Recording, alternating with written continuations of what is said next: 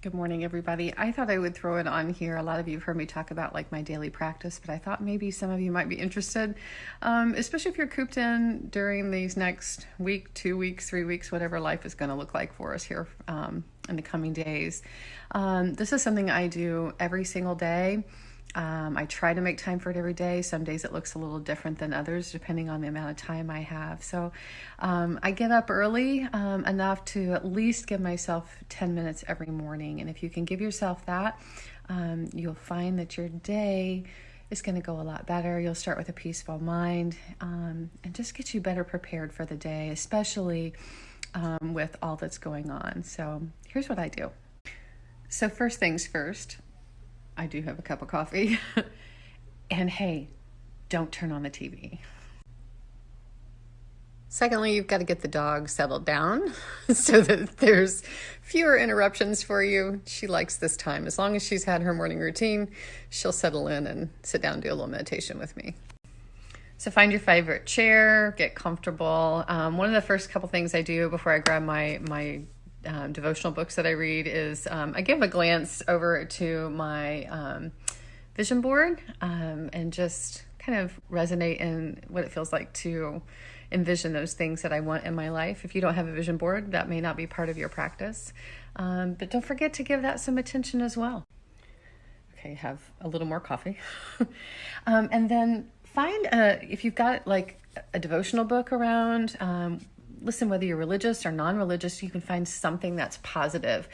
Maybe you have to look online today to find something, but find something that is just promising for the day and inspirational and encouraging, because you want it to be something that hopefully resonates with your heart today.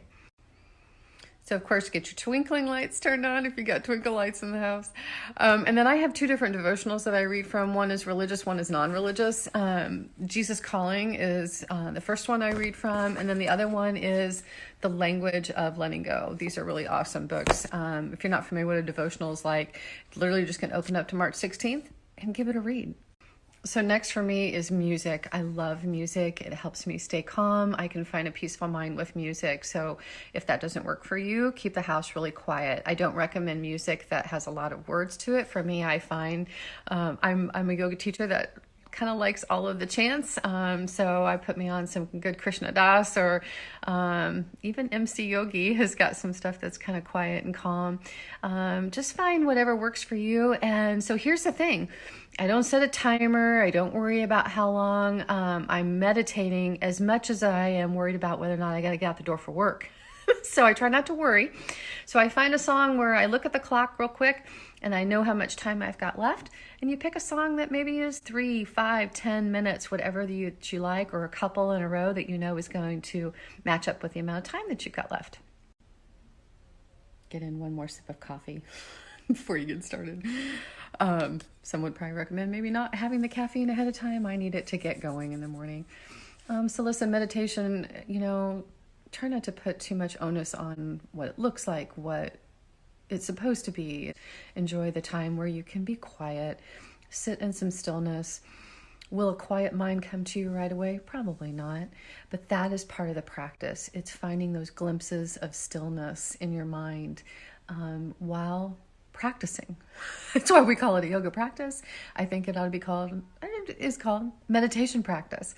It's practice. Just sit down every morning, give yourself some time and some space, and you'll find that you'll feel so much better. You'll be able to have more stillness in your heart, your mind, and you'll get out and you'll have a good start to your day.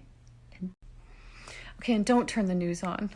Just don't turn the news on, at least not right after you've done this morning practice. Give yourself that opportunity to keep that stillness and that peace in your heart and in your mind, okay?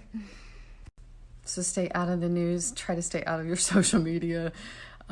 Be informed, but do your best not to get caught down that cesspool. And then just give these daily practices an opportunity. Do one thing. When I teach yoga class, I throw a lot of verbal cues and adjustments and suggestions out there. And I always tell people, pick one, maybe two. Just find what feels good and do that. And if you want to have it extend or grow from there, then pick the next thing. So you don't have to do all of these things that I've talked about, but maybe pick one. Pick the one that feels good to you and practice. Have a great day.